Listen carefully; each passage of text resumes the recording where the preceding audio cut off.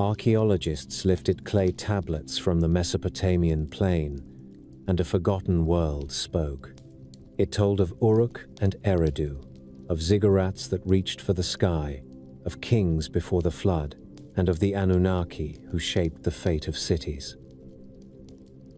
This journey keeps two lights in view, the careful light of history and the daring light of speculation. We will read the tablets, hear the myths, weigh the evidence, and ask whether the gods who came from the sky were travelers after all. Settle in. We are going to Sumer, to the first cities, to the oldest questions of who we are and how we began. As always, I'd love to know where in the world are you listening from and what time is it for you? Whether you're here to relax, to fall asleep, or just to get lost in old stories, I'm glad you're here. Now, let's begin. At the meeting place of two restless rivers, human ambition learned to breathe in clay and reed. The land between the Tigris and the Euphrates is not gentle country. The rivers change mood without warning, building levees in one season and slicing new channels in another. Summer sky presses down with heavy heat. Winter rains make roads into slick ribbons of mud, and the wind moves over flat ground with a voice that sounds ancient even now. Yet in this demanding plain, something new began. The first true cities rose, not as scattered villages, but as dense communities bound by waterworks, temple duty, labor schedules, and a system of writing that turned speech into marks. Out of this marriage of necessity and imagination came Sumer, a civilization as old as our urge to remember. The geography forced invention. The alluvial plain offered rich silts, but no stone and very little timber. There were reeds, clay, and faith in abundance. The Sumerians learned to cut canals that both fed the fields and tamed the floods. They sited settlements on higher ground near old riverbanks, wove reed mats, packed them with sun-baked bricks, then built with a patience that we would call stubborn if it were not so effective. Canals became the arteries of life. They carried water, produce, goods, and people. They also demanded constant attention. A neglected canal invites salt to creep into the soil and turns barley fields into sickly patchwork. The state was born at the ditch side as much as in a palace courtyard, for the management of water is the management of a people who must eat.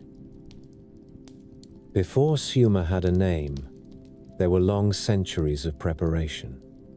Archaeologists speak of Ubaid villages with their painted pottery, and of the Uruk period when the first monumental temples took form. Those labels are modern convenience. What matters for our story is that the region gathered momentum. Temples rose in packed mud brick, layer upon careful layer. The White Temple at Uruk stands in memory as a gleaming platform for the sky god, a place where offerings climbed and prayers descended. At Eridu, a city the Sumerians later called the First City, priests tended a shrine to a god of sweet water and wisdom named Enki. The ground at Eridu tells its own story. Below the later levels lie older ones, each a small temple that was razed and rebuilt slightly larger, as if the people kept returning to a conversation with the divine that could not be finished in a single generation. The city of Uruk deserves a long moment of attention. In its great age, it was a roaring place with districts devoted to craft, storage yards stacked with jars of grain and oil, and the Inanna precinct where the goddess Inanna received her due. Walls ran around the urban body like bands of muscle. The Sumerians would have seen it not simply as a place of commerce, but as a living being whose temple was its heart. Between houses of packed mud with whitewashed walls ran narrow lanes where donkeys brayed and children practiced letters on scrap clay. People wore garments woven of wool from hardy sheep, ate bread from barley flour, and drank beer thick enough to require a straw.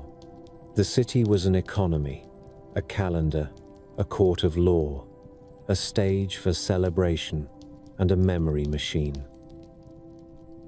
Writing came as a tool before it dared to become an art.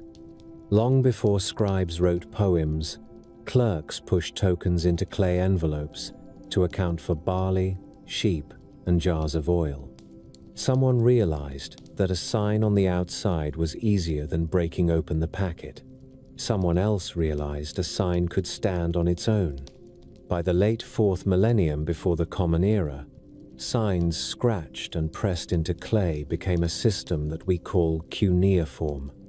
The first tablets are dry to read but electric in meaning. They track rations, deliveries, and lists of workers by name and job.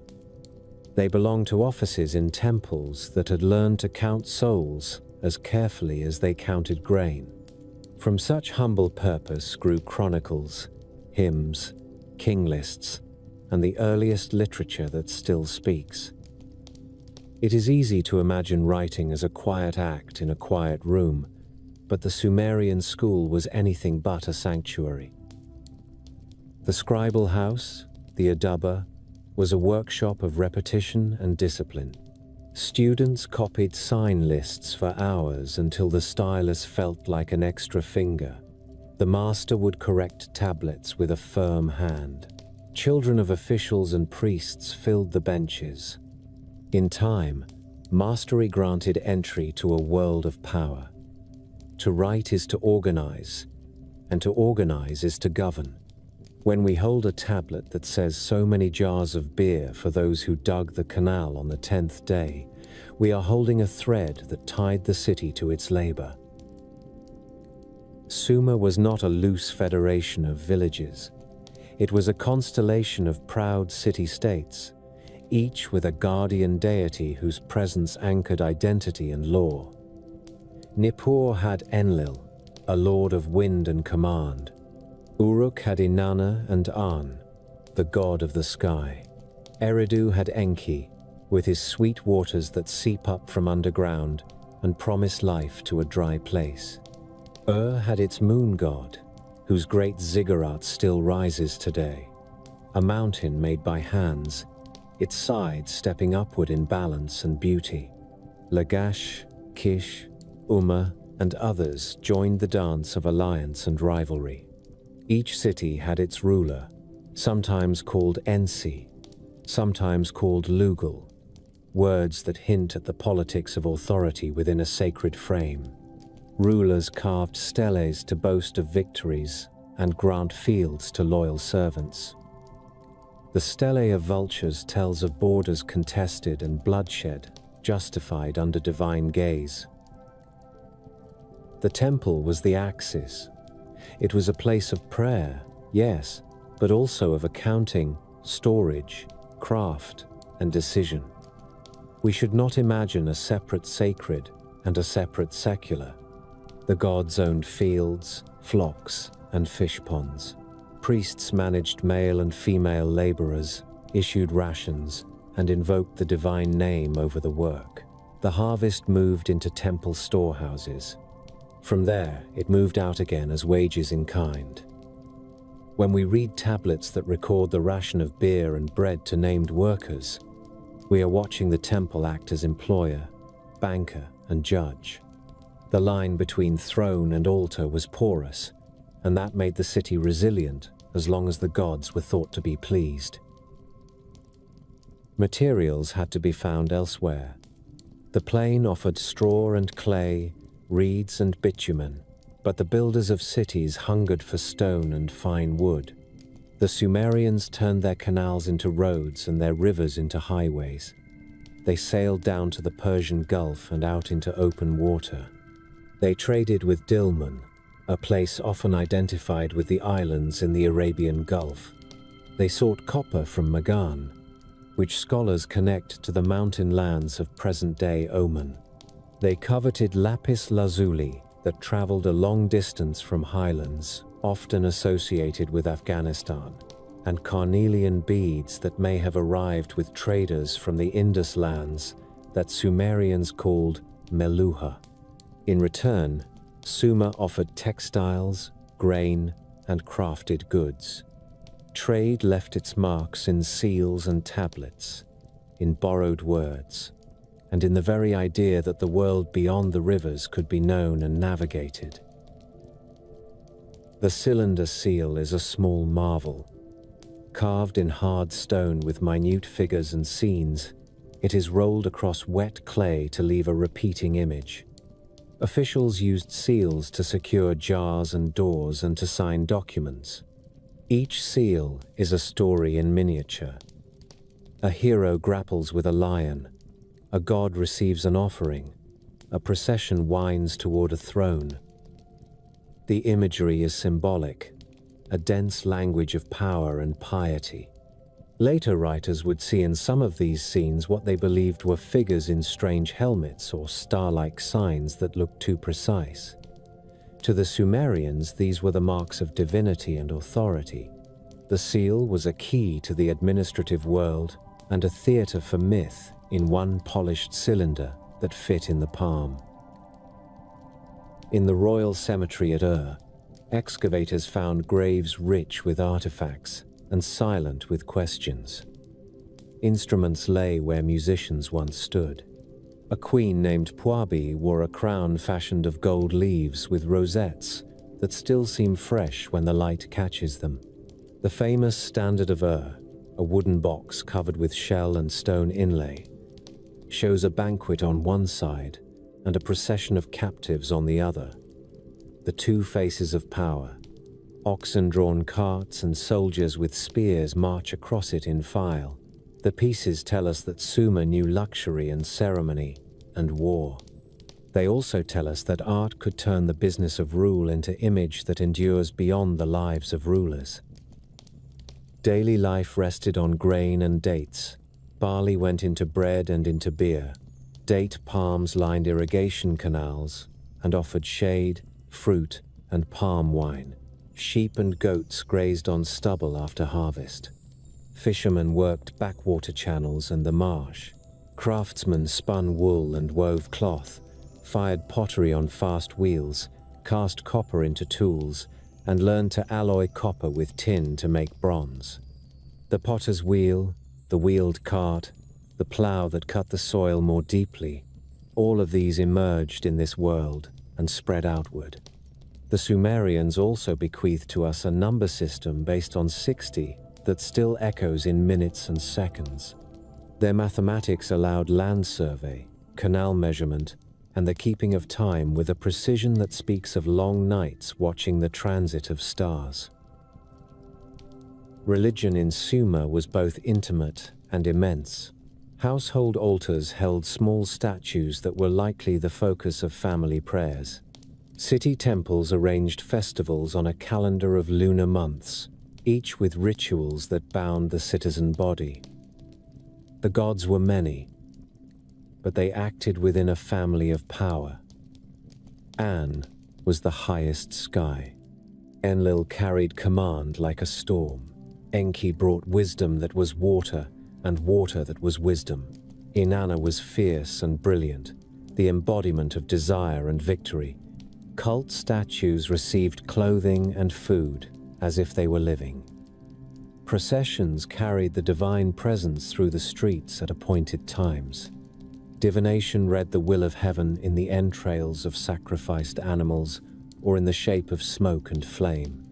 The profession of the diviner required study and memory, for omens were catalogued and compared, and those catalogues would one day become tablets that look almost scientific in their insistence on linking sign and outcome. Law emerged as memory shaped into rule. The Code of Ur-Nammu is one of the earliest surviving monuments of this impulse. It lays out penalties for injury and theft, and defines the standing of citizen and subject. Justice was not an abstraction but a daily necessity. A canal bank built too poorly could flood a neighbor's field. A donkey could be stolen. A debt could ruin a family. The court existed to keep the city from tearing itself apart when misfortune or malice threatened to do so.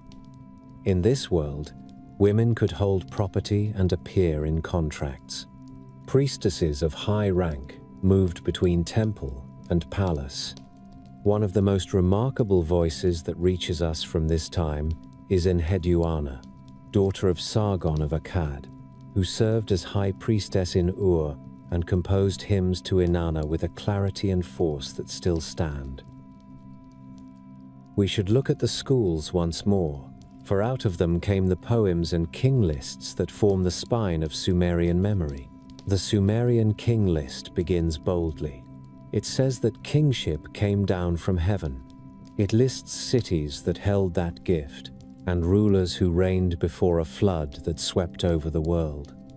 It then turns to kings whose names appear on bricks and seals, and thus on the more solid ground of archaeology. The list is not a straightforward history. It is a political meditation written to make sense of authority in a world that changes. It is also, for our purposes, a window into the way myth and history can grow together, like vines on the same wall. The thought that kingship is a heavenly trust lays a path for later readers to wonder if heaven meant the sky in a more literal way. Agriculture built the surplus that fed scribes, soldiers, singers, and rulers. The fields were mapped in plots with canals running like careful veins between them. Salt was the enemy. The Sumerians understood that too much irrigation without proper drainage would poison the soil. They rotated fields, planted date groves that drink deep and shade the ground, and rebuilt embankments ceaselessly. The state organized work crews for canal upkeep. Tablets list teams by name and number, with overseers appointed for each task. The ration entries reveal a diet of barley and oil, with beer issued as pay. They also show women and men listed side by side. Children appear when their families are counted for work assignments or temple obligations. This is the texture of a world that is often discussed in terms of grand temples and kings, yet lived moment by moment in the household and at the canal bank. The city was a soundscape as much as a map. The thud of the hammer on a bronze chisel, the soft slap of clay on a mold, the bleat of animals, the call of a market seller offering dates and onions, the chant of a hymn. In the evening, the roofs of houses became rooms open to the sky. Families ate in the breeze and looked up at the stars that watched over their gods. Those stars became familiar as friends. Venus kept a striking schedule and was linked to Inanna. The moon marked months and the sun measured days. Priests took careful notes of risings and settings and the odd behaviors that they believed might signal the will of the divine. Later readers who look for signs of alien contact often point to these star-bound traditions, as if the attention itself hints at a memory of arrival from above. The historian sees a people who loved order and trusted that the heavens were a book written for patient eyes. There was war and there was statesmanship. City fought city for water rights, fields, and honor. Umma and Lagash quarreled, and the Stale of Vultures is a sober record of the stakes. Yet alliances formed, gifts were exchanged, and temples were rebuilt as a shared project of piety.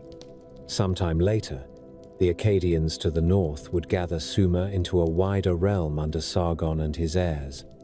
But in the period of our chapter, the Sumerians themselves were the main actors in a drama of growth and rivalry. Their political imagination shaped later empires, not because of conquests alone, but because they built institutions that endure in principle even if their bricks have returned to dust. We circle back to the question of materials and the track of trade across seas and deserts. When lapis beads glitter on the neck of a queen in Ur, they bring a reflection of distant mountains into a lowland palace. When carnelian flashes red at a wrist, it carries the color of another land. The seals that identify merchants and officials with names that are not clearly Sumerian hint at communities of foreigners living within the cities. The Sumerian world was not a closed bowl, it was a busy intersection. Even the words used for some goods point to journeys. The very idea of Dilmun became both a trading partner and a place of purity in myth, a paradise at the edge of the sea. Commerce and imagination traveled together. There is a pleasure in the small objects of life. Board games with patterns of squares and rosettes, cosmetic jars carved from stone so thin it seems light itself, clay figurines whose eyes are wide and attentive, copper razors and needles, the utensils of kitchens, baked clay models of animals that likely made children laugh. These do not change our knowledge of grand politics. They do something more precious. They tell us that people in Sumer were not only subjects and workers and worshippers, they were also mothers and fathers, friends and rivals, tired and amused, proud and sometimes afraid. Their civilization rests on the human scale as much as on the royal and the divine. No account of Sumer can avoid its intellectual daring. Mathematics built on units of 60. Geometry measured fields that were not perfect rectangles. Timekeeping allowed ritual and work to be synchronized across crowded streets. Medicine existed as both plant law and ritual incantation. The Sumerians recognized diseases, diagnosed, and applied remedies with hope and tradition standing side by side. They named the parts of the body. They also believed words could wound or heal, and that belief lives alongside their practical skill. The intellectual house of Sumer had many rooms. We have spoken much of the present tense of Sumer, but a modern discovery must be allowed into this first chapter because it frames the entire story. The clay tablets that serve as our witnesses were not found in tidy archives. They came out of the ground by the tens of thousands over more than a century of digging. They are often broken. They are often dislocated from original context. Some were purchased from local dealers when collections were less careful than today. The work of assembling Sumerian history has been a long conversation between archaeologists in the field and scholars at desks who read fragments by the light of memory and comparison. A new join between fragments can change a translation. A new translation can alter a chronology. This is not a weakness. It is the reason the story feels alive. The record grows sharper as more pieces are found, and yet a margin of mystery remains. Within this earned mystery lies the seed of speculation. When the Sumerians write that kingship came down from heaven, they are using the language of sacred trust. A temple hymn is not a laboratory report. The old stories tell of gods who ruled for long ages before a flood reset the world. Later, these same gods are invoked in treaties, paid in offerings, and celebrated in festivals that bind communities. Modern readers who are drawn to the idea of visitors from the stars reinterpret the language of descent, ascent, and heavenly council. As a historian of these ideas, one must acknowledge the tradition of interpretation. The Sumerian tablets do not describe flying machines. They do describe beings whose home is the sky and whose will orders human lives. That is the starting point for both faith and imaginative theory. In this book, we will keep the record in view while allowing ourselves to ask how and why such theories arose. Before the sun struck the brick faces of the temples, before the market stalls opened their reed shutters, the city woke its gods. The heart of a Sumerian city was not a palace with high walls. It was a sacred district where a stair-stepped temple rose toward the sky and where a god or goddess was believed to live. The statue in the inner chamber was no ornament. After rites that washed its mouth and cooled its breath, The image became the presence of the deity. Priests lifted the curtains, dressed the image, offered bread and beer, poured oil, burned incense, and sang hymns whose lines still come down to us on clay. The entire city was arranged around this center. Granaries, workshops, scribal houses, and courts formed a ring of life that served the resident god. This is what it meant when Sumerians said their gods dwelt among them. The divine was not an idea. It was a neighbor with a house of brick and bitumen, a household with servants, and a daily appetite that had to be met.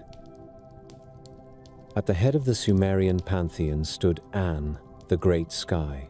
His name is a single breath. He is a figure more often invoked than described. An was the oldest authority, the distant summit that sanctioned order. Close beneath him in power was Enlil, lord of wind and command, who made destinies and could tear them down.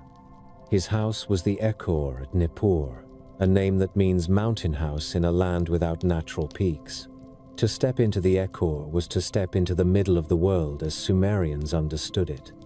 There was no empire of Nippur, yet kings from many cities sent offerings there, because rule itself was thought to be granted at Enlil's seat. Enlil was stern. He was the force that separates, that cuts heaven from earth, that sends a storm to break a prideful wall. He was also the figure invoked when a ruler wished to claim a just cause. There was another power who did not rule through command alone. Enki lived at Eridu, where sweet water wells up from underground. Eridu sits at the southern edge of the plain, older than memory, and the ground tells a story of one temple rebuilt atop the last, as if the conversation between people and God had to be renewed in every age. Enki was the intelligence of water. He was the patron of craftsmen, magicians, and sages. When myths require a cunning solution, it is Enki who whispers it. In stories of creation, he shapes humankind from clay with the help of a mother goddess. He cautions a righteous man to build a boat when a flood is coming. He makes the rivers that allow fields to live. His wisdom is famous, but it can be tricky. In one tale about the foundations of culture, Enki fills a boat with the me, the decrees of arts and institutions that make civilized life possible. Inanna, goddess of Uruk, shares a feast with him and persuades him to let her carry the me back to her own city. It is part theft and part gift, a wonderful ambiguity that says something essential about Sumerian imagination. Culture is treasure. It is also a burden. It belongs to no one and to everyone. Inanna is the blazing heart of many Sumerian stories. She is love and war, beauty and terror, the morning star and the evening star. Her house in Uruk was the Eanna precinct, a complex of temples where her presence ordered the life of the city. She chooses kings, favors the bold, and upends the proud. She descends to the land of the dead to challenge her sister and returns with a cost that must be paid by others. She loves the shepherd Dumuzi and then gives him up. The hymns to Inanna, written by Enheduanna, a high priestess in speak in a voice that still feels immediate. They call her fierce and splendid, a force who can set a city to joy or grief. When astronomers in later ages chart the evening and morning star with careful numbers, they are following a path that Sumerians walked in a more symbolic way by linking a planet to a presence. Inanna is a goddess with a foot in the sky. There were other bright powers. Nanna, also known as Sin in later Akkadian, was the moon whose great ziggurat at still throws a shadow that moves like a slow clock over the ruin field. Utu, later called Shamash, was the sun who sees everything and thus sits as a judge over human disputes. When a litigant swore an oath in court, he called on the sun as witness. Ninurta was a warrior and a champion who carried the thunder of Enlil into battle. Nergal was lord of plague and later of the underworld, a figure who burned with dangerous heat. Ereshkigal ruled the land of the dead with absolute claim. Ninsun was the mother of kings and a lady of wild cattle. Ninhursag was a mother of mountains who shaped people and animals. The pantheon reads like a map of the concerns of a harsh and fertile land. Wind and rain, sun and moon, seed and harvest, love and grief, war and treaty, health and disease. Each had a face and a home. The Anunnaki is a name that gathers many of these powers into a council.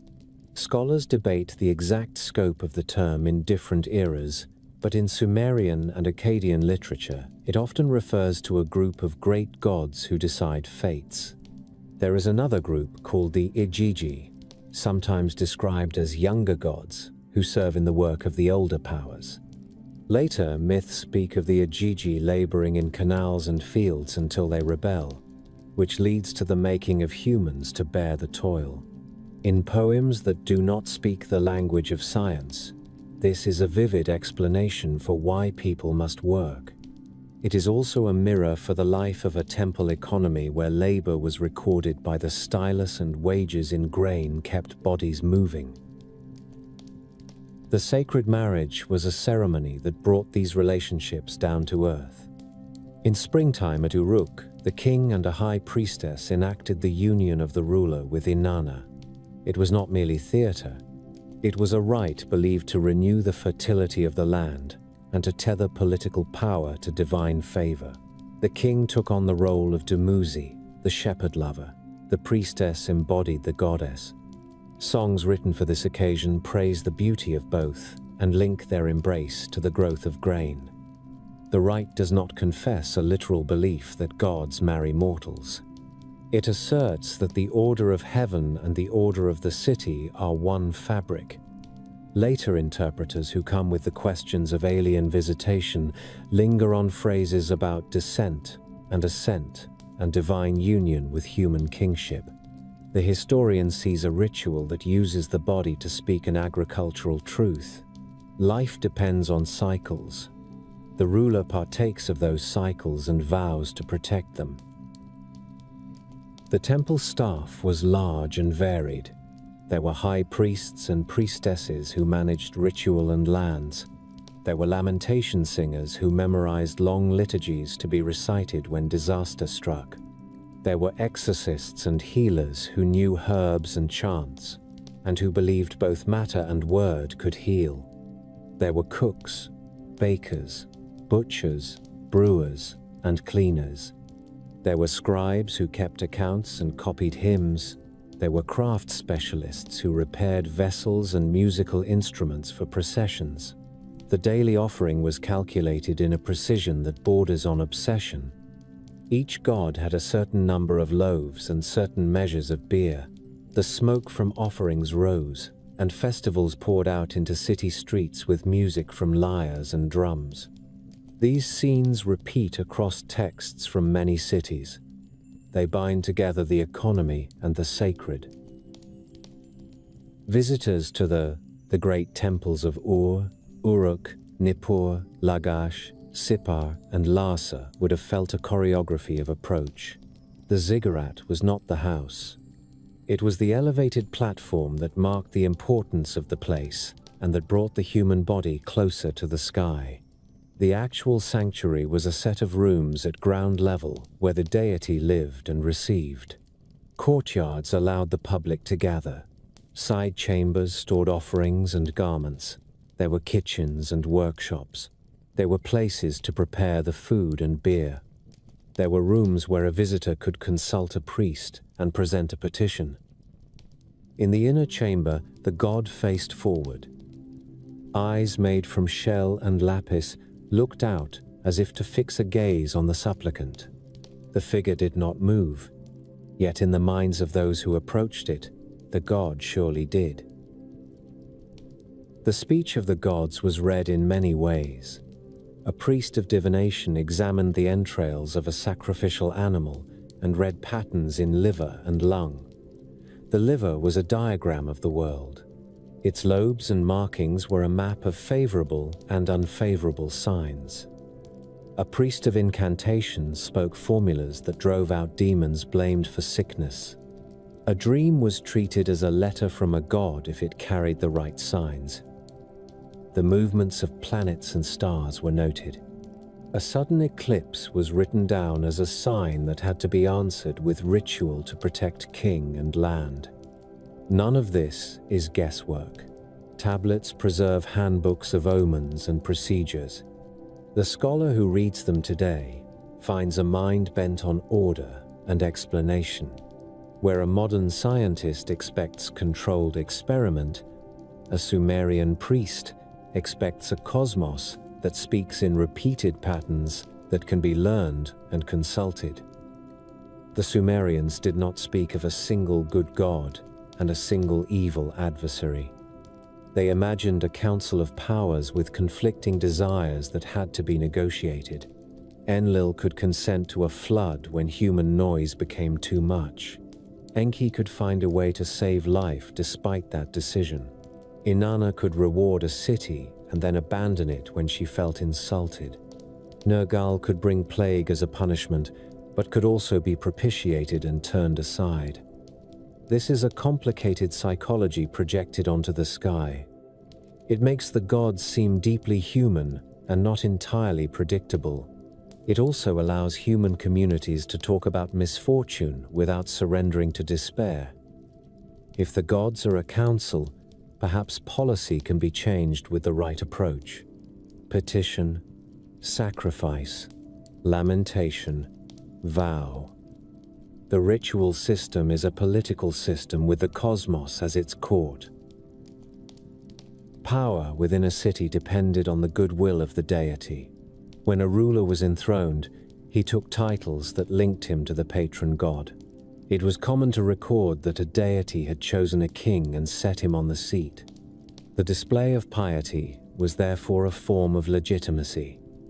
The royal inscriptions that name cities conquered and canals dug also list gifts presented in temples. A ruler who ignored the god of his city risked slander in the texts that would survive him. When a conqueror took a city, the statue of the god was sometimes carried away as a seizure of sovereignty. When peace returned, a new ruler would boast of returning the god to the house. These actions have the real-world effect of breaking and then restoring a civic heart. Myths are maps of meaning. In the Sumerian world, they were also a form of memory that traveled more easily than a bare list of facts. The tale of Inanna stealing the me from Enki remembers the spread of crafts and institutions from older centers in the south to rising cities like Uruk. The story of a hero named Ninurta defeating a monster called Anzu and restoring a tablet of destinies remembers the triumph of a champion over chaos and the return of rightful order to the world. The descent of Inanna remembers the reality of loss and the dangerous bargains people make with grief. The love of Inanna and Dumuzi remembers the cycle of seasons, the quick joy of spring, and the sorrow of fields that turn brown as heat returns. These stories were performed and sung. They were also copied in scribal schools, which is why we can hold them now. For readers who look at these tales through the lens of ancient astronaut theory, certain phrases catch the eye. When a text says that kingship descended from heaven, does that mean a craft hovered and a stranger stepped out to place a crown on a head? When a hymn praises the boat of heaven, was there a vehicle that crossed the sky and left a track that the poet tried to describe? When a god rises to heaven or descends to the netherworld, could there be a memory of actual travel? These questions are not new. They are part of the modern afterlife of Sumer. A careful historian notes that the language is symbolic in its own context. Descent from heaven is a way to say that authority comes from beyond ordinary human bargaining. Boats of heaven are ritual objects in processions and the imagined conveyances of a divine household. Rising and descending describe the cycle of cultic presence as statues leave the temple for festival or are returned to the inner room. And yet the questions persist because the imagery is vivid and the longing for contact with something beyond ourselves is older than writing. The personal God is an idea that pulls the cosmic council close. A man or woman could claim a personal deity as guardian and patron. Prayers ask that this God walk beside the petitioner and speak a good word on their behalf before greater powers. In some statues set up in temples, the carved figure faces the god with hands clasped in perpetual devotion. The eyes are wide, the body is compact. These votive figures are humble and strong at once. They stand as a permanent petition for the living who commissioned them. The idea that each person belongs to a divine ally is both comfort and discipline. It binds conscience to an invisible witness. It also grants courage in the face of misfortune. Music filled the sanctuaries and the streets. Harps, lyres, and drums set rhythms that carried hymns and prayers. The famous lyres from have bullheads of gold and lapis that seem to lower into the present with a living weight. Song was not decoration. It was a way to carry the words that the gods deserve to hear. The names of gods are themselves music. An, Enlil, Enki, Inanna, Nanna, Utu, Ninurta, Nergal, Ereshkigal, Ninsun, Ninhursag. To speak them in sequence is to recite a litany that would have been at home in a Sumerian courtyard as the first light spread over a mud brick wall. From the perspective of alien studies, there is one more thread to follow in this chapter. The Sumerians connected their gods to the sky, not as a vague gesture but with precise associations. The moon measured months and watched over The sun was judge and saw all. Venus appeared and disappeared in a cycle that ancient observers could predict with experience. Constellations took shape in names and stories that guided calendars and festivals. A mind sharpened by this attention to the sky can later look at a myth that speaks of a god descending and wonder if a concrete event lies behind the symbol. The responsible way to hold this wonder is to admit our limits, while also noting that human beings learn to imagine flight and descent by watching the movements of heavenly bodies that felt like persons. The poetry came first. The machines came much later. Yet the feeling that the sky is populated by intelligences began in places like Sumer. The pantheon is not a dead list in a handbook. It is the cast of a drama that played every day in fields and markets, at births and funerals, in courts of law, and on rooftops where families ate their evening meal and looked up at the bright line of Venus in a clean sky. The gods are the language Sumer used to speak about power and vulnerability, about fertility and famine, about victory and grief. They are also the figures that later generations would reinterpret to suit new questions. When modern readers ask whether the Anunnaki were visitors from elsewhere, they are reading an old story through a new lens. What matters for our next steps is to keep both readings in view. The gods as Sumer knew them, and the gods as later ages imagined them, stand together at the edge of the same river. In the quiet rooms behind a temple courtyard, a boy learned to press a stylus into clay and to breathe the old lines into life. He copied a prologue that every scribe in the land came to know by heart. When the gods were still at work, and the canals were not yet cut, and the fields did not yet breathe their green, there was only the raw mixture of sweet water and dust. The tale that followed did not speak of metal laboratories and glass vials. It spoke the language of a people who lived by the river and the plough. A god of wisdom, a god whose house was built over a spring of pure water, took clay in his hands. With a mother goddess, he mixed that clay with the essence of a slain divine being and shaped men and women who could work and sing and remember. In this way, the first labor left the backs of the lesser gods, and a new creature took up the burden of irrigation and harvest. The song is older than the ambitions of kingdoms. It remembers a time when divine life and earthly life were not strangers. Enki is the god who brings solutions. Ninhursag is the mother who bears. Their work is full of mud and blood and purpose. The result is not a hero, but a worker. The first job is to open the canals and cut the fields to the measure of a hungry city. The tablet does not blink at the harshness of this commission. Humanity is made to labor, and labor in Sumer is not a curse, but a calling that feeds a people and pleases the gods. When the boy finished copying his lines, he lifted the tablet and saw the shallow gleam where wet clay had taken his signs. This was how a story turned into a tool. The myth carried an explanation of why men and women work and why they must serve the divine household with bread and beer. A generation later, the same school sent older students into the long corridors of the temple to copy other texts. There was a list of kings that did not read like the careful ledgers of barley and oil. It began with a sentence that has echoed through centuries. Kingship descended from heaven. Then came names of cities and rulers whose reigns seemed to belong to a different order of time. Alulim of Eridu, who held kingship for 28,800 years.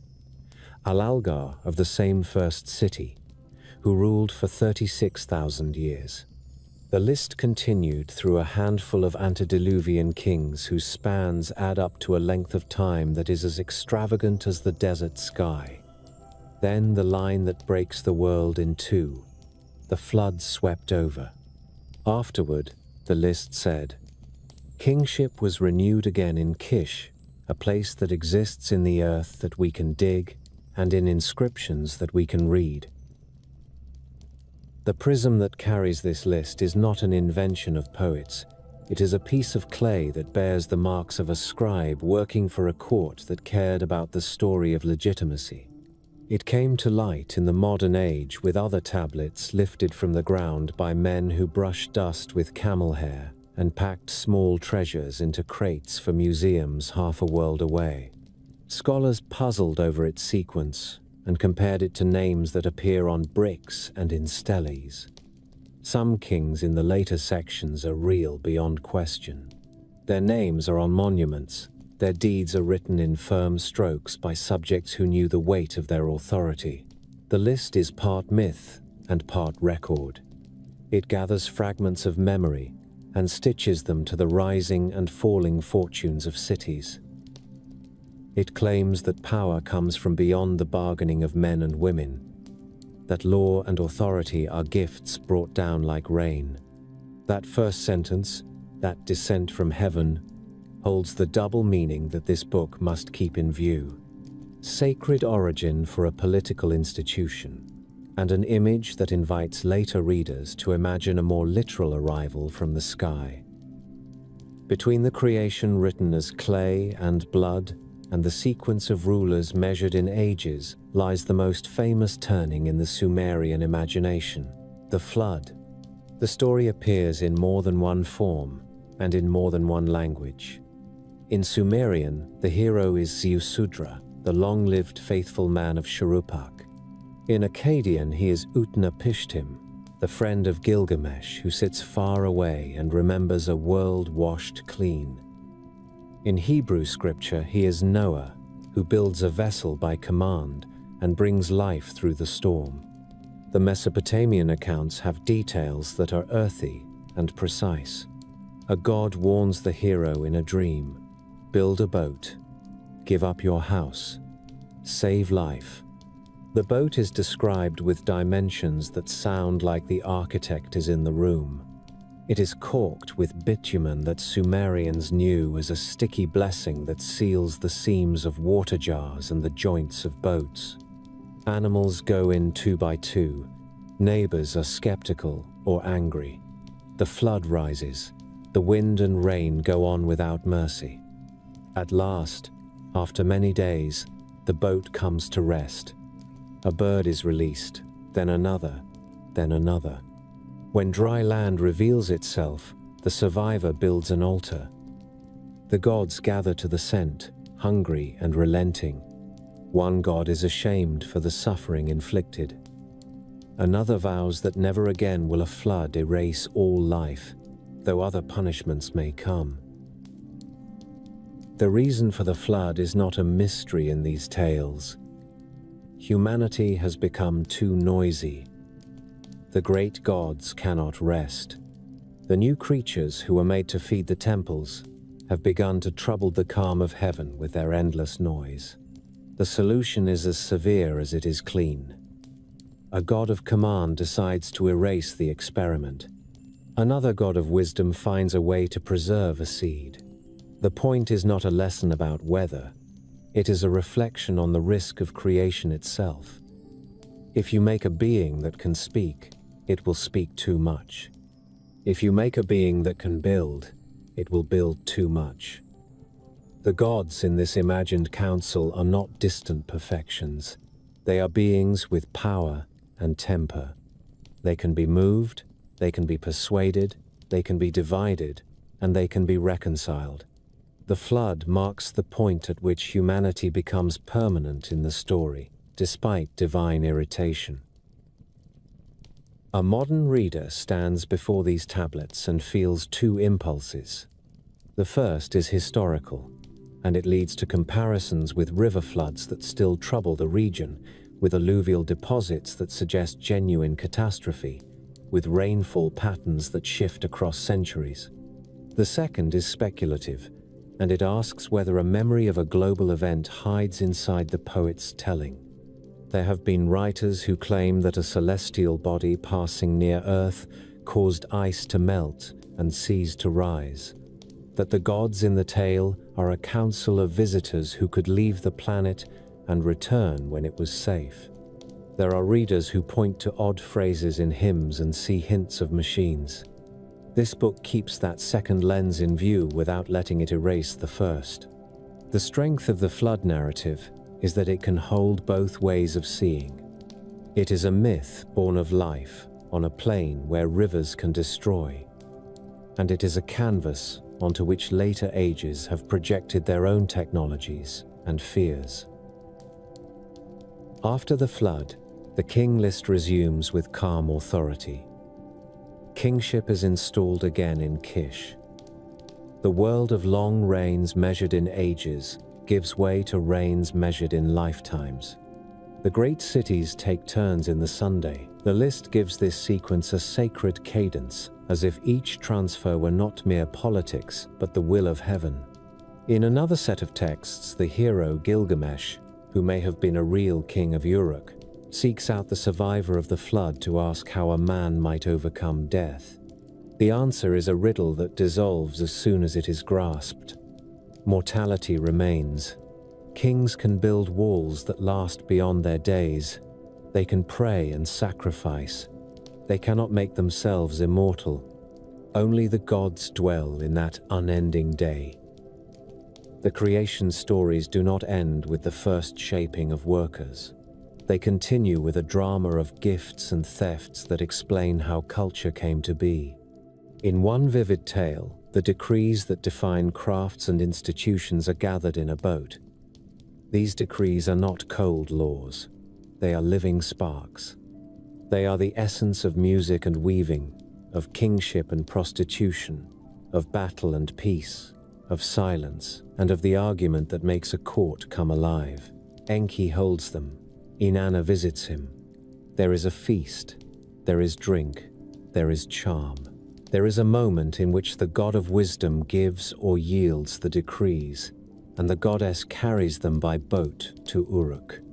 When the citizens receive them, the city becomes a place where art and power and everyday skill have proper names and honored places.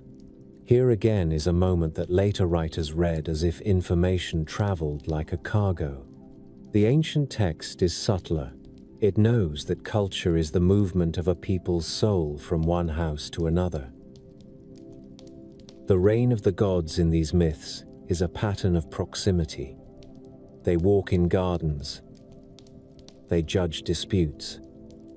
They taste smoke from sacrificial fires. They marry and quarrel and favor and withdraw.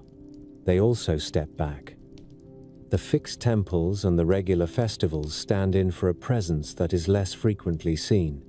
In one lament, a poet stands in the ruins of a city and cries that the gods have flown like birds to the mountains. In another, the poet rejoices that the statue has been returned to its house and that the people can breathe again.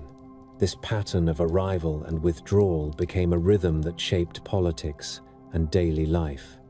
It made the gods feel both near and far, blazing and withdrawn, generous and easily offended. Archaeology gives this chapter its firm ground. Excavators found the flood stories on tablets that could be joined and read. They found the Prism of Kings with its decisive sentence and its strange antediluvian numbers. They found hymns and rituals and temple inventories that tell us how a god was fed and clothed and honored. They found evidence of floods that left layers of clean clay within city mounds at dates that can be roughly measured, though they do not all line up in one simple disaster. They found the remains of boats caulked with the same black bitumen that tablet makers describe. The earth and the text agree often enough to make belief in the texture of the past easy to hold.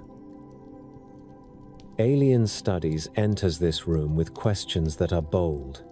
If human beings were shaped by clay and the blood of a god, is this an encrypted memory of genetic work? If kingship descended from heaven, does it mean a real descent by sky-traveling visitors? If the flood marks a reset, was there a cosmic event that a powerful few could ride out and later return to lift the survivors? Readers of this kind point to the suddenness with which writing and cities appear. They point to the long reigns of the first kings as if it were a clue about beings who age slowly. They point to the way divinity carries tools, and some of those tools look to modern eyes like objects with a technical function. The historian answers patiently that the jump to writing came after centuries of accounting practice and token use. The long reigns are likely not literal timekeeping, but a way to say that the first age was unlike our own. The divine tools are symbols of rank and craft within a visual code that a Sumerian viewer would understand without imagining machines. There is a bridge possible between the two approaches. Both admit a felt sense of revelation. In one, the revelation is the product of a people who look at river and star and imagine a council that governs the world. In the other, revelation is brought by strangers who arrive from a far journey to teach crucial crafts. It is no accident that both stories end with memory stored in writing and ritual. What we can say with confidence is that the Sumerians framed origin and authority in lines that still arrest the modern ear. They told of a moment when rule itself came down from beyond the horizon, and of a moment when water erased nearly everything, and of a stubborn survivor who preserved life inside a sealed boat.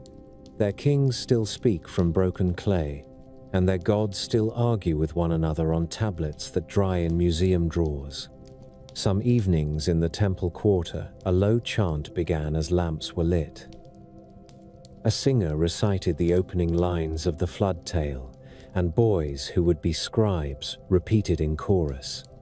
The melody was simple, and the words were old enough to feel like a road underfoot. The story did not end in that room.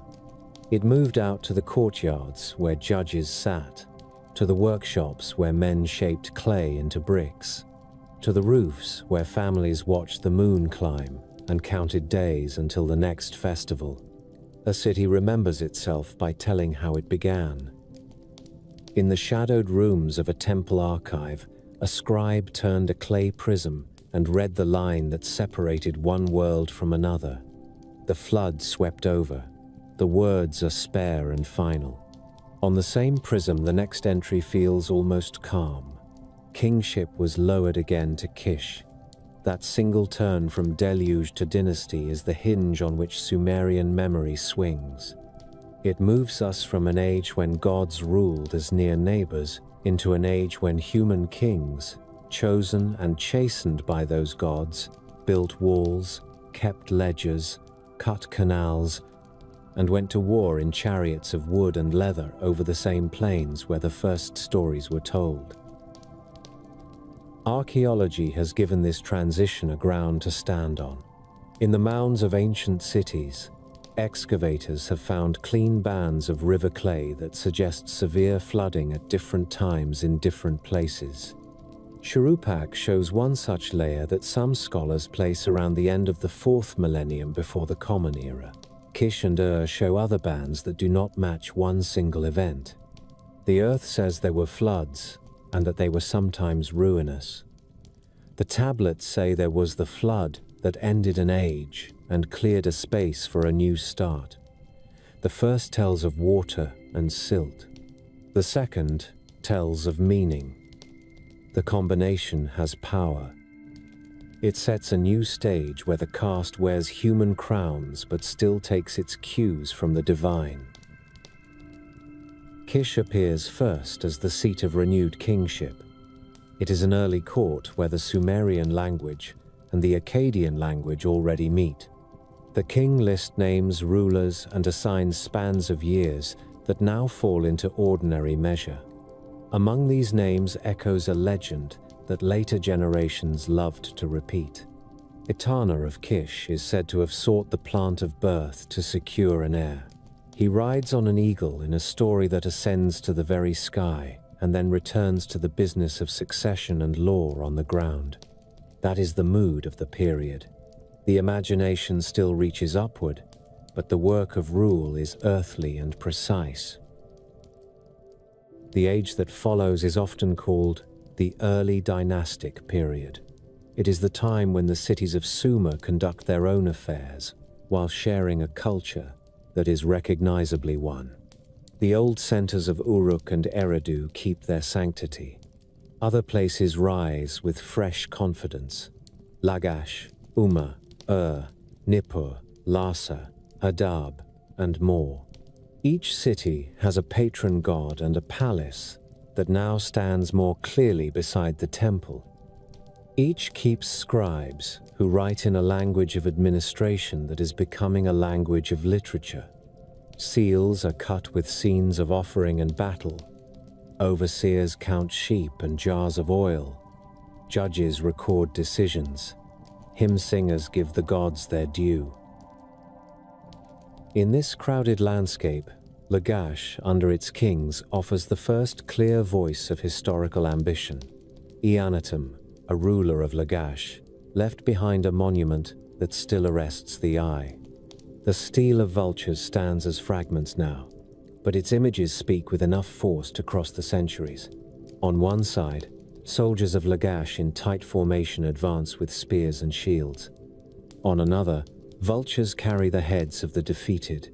The text celebrates victory over Umma in a border dispute that was as much about water as it was about honor. The stele is not a grand myth. It is a documentary etched in stone. It names gods, cites treaties, and records the laying of boundary stones on land that both cities claimed. It shows that Sumerian war had a logic beyond plunder. It was a way to argue with blades over lines that could not be settled by speech alone. A generation later, the city of Uruk gives us a different kind of figure.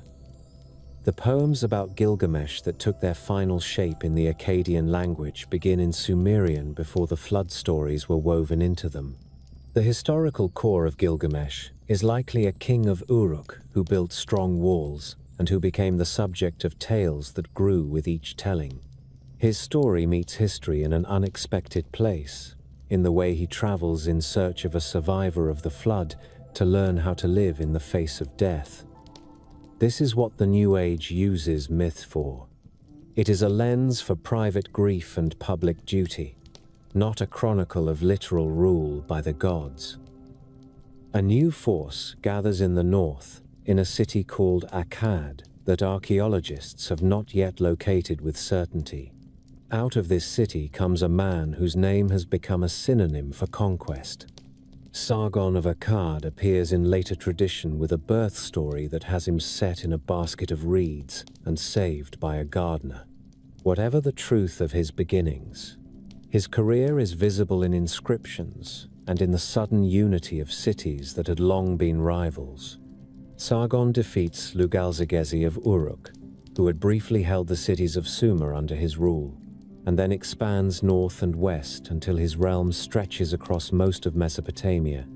He sets governors in the cities. He keeps a standing corps of soldiers. He establishes routes for messengers that run along hostels and wells, so that orders move faster than rumor. He makes Akkadian, a Semitic tongue, the language of court and inscription, alongside Sumerian, which remains the language of ritual and tradition. Sargon had daughters and set at least one of them in a post that would shape both religion and literature. Enheduanna, priestess of the moon god at wrote hymns to Inanna and to other deities that carry the cadence of a practiced mind and the authority of a woman who understood power in both temple and palace. Her poems do not truckle. They praise and they argue. They speak in first person in a way that is very rare for the time. Through her, we hear a voice that is both private and public. Through her, we glimpse a court where the ruler uses poetry to secure the favor of gods who can lift or sink a reign. It is no small thing that the earliest named author in our record is a woman from Sumer, who found her voice in a role set by an Akkadian king. Sargon is followed by rulers who keep his project alive for a time. Among them stands Naram Sin, who claims a status that few dared to claim. On a victory monument that now resides far from the land where it was carved, he steps up a mountain in the posture of a god, while stars shine above his head. He takes a title that names him a god of Akkad. Some see in this a blasphemy that earned divine anger. Others see a political invention that tried to bind many peoples to a single figure through spectacle and claim. The stele that bears his image shows his soldiers trampling the broken body of an enemy as they climb toward a peak where their leader stands alone. It is a picture of ambition taken to its limit. After Naram Sin, the empire falters. Mountain tribes that Sumerians call the Gutians press in from the east. Cities that have been held in an uneasy embrace pull away. Trade routes fray. The record becomes a patchwork of short reigns and complaints about bandits. The recovery comes from the south, from the city of Ur, where a ruler named Ur-Nammu and his son Shulgi reshape a kingdom with an energy that feels administrative rather than romantic. This is the dynasty scholars call Ur III. It is a time of ziggurats rebuilt in grand style. The great stepped temple at Ur that still stands today took its famous form in this period. It is a time of roads maintained by the crown and way stations stocked for official travelers. It is a time of standardized measures and careful audits of goods moving into and out of storehouses. It is a time of a legal code that survives in copies that predate the more famous code of Hammurabi by centuries. Shulgi reigns long and boasts in inscriptions that he ran from one city to another in a single day, to marvel people with his stamina. He patronizes scribes who produce literature and hymns in Sumerian, even as Akkadian grows stronger in daily use. The scribal schools flourish. King lists are copied. myths are given new polish. Economic texts, always numerous, multiply until the sheer number of tablets speaks a dull truth about bureaucracy that every age learns. An organized state is a state that writes to itself constantly. The fall of comes sharply. In the early years of the second millennium before the Common Era, Elamite armies from the east raid deep into the plain. Amorite groups from the west settle and found new dynasties. The city of is sacked, and royal statues are carried away like trophies. In temples and courtyards, poets compose laments that remain some of the most searing works in the literature of the ancient world. The lamentation over the destruction of imagines the city as a woman stripped and abandoned, her walls leveled, her people scattered on roads that lead nowhere. The poet blames the high gods for abandoning the place, and he blames human sin for provoking that abandonment. It is an old habit to read politics in the language of piety. It gives shape to loss and a frame for recovery. With the end of the political map shifts. Babylon rises under Amorite kings. Izin and Larsa contend for a time. Assur, farther north, prepares to enter the story with energy that will not be denied. Sumer as a political identity recedes. Sumerian as a spoken language begins to fade from streets where Akkadian is now the first tongue. In the scribal houses, the old language is preserved as a language of learning and ritual. Boys copy Sumerian signs long after their neighbors no longer speak them at the market. Hymns are still sung in Sumerian in ceremonies that link living cities to a lineage of sanctity. A culture dies in one sense and persists in another. The gods remain, the stories remain. The law and the measures and the festivals remain with new names and new accents. Trade continues even through these changes. The Indus world that Sumerians called Meluha sends fewer ships into the Gulf as its own cities contract. Dilmun, likely linked to islands in the Gulf, remains a node for traffic from the sea. Magan, often associated with the mountains of Oman, keeps its copper mines alive. Caravans still cross the dry lands with wool and oil and wood and stone. Lapis from far away still finds its way into temples and courts. The old web does not vanish. It is retied with different knots. Alien Studies looks at this arc and sees a different pattern. The flood marks the withdrawal of near-divine patrons who visited openly in a first age. The reappearance of kingship is a managed project in which selected rulers receive instruction from a distance. The sudden rise of a conqueror like Sargon becomes evidence of a plan to gather cities for easier rule by watchers who do not show themselves. The divine claim of Naram Sin is read as a deliberate mimicry of a status once held by actual visitors from the sky. The fall of empires is seen as the result of the same patrons leaving their clients to struggle alone. From this perspective, the shift from Sumerian to Akkadian and the preservation of the old language in schools becomes a sign of a story that a few keep safe while the masses forget. A historian who listens to these interpretations does not have to agree to find the comparison useful. The Sumerian record itself explains success and failure with a logic that puts divine favor on one side and human policy on the other. When a ruler kept rituals and maintained canals and kept justice, the city prospered.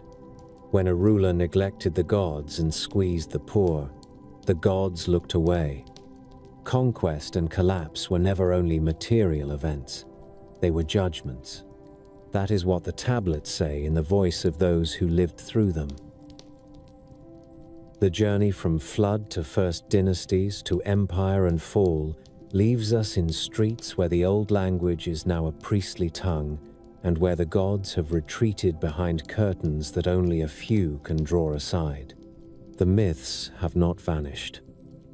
They have taken on the role that myths take when cities become complex.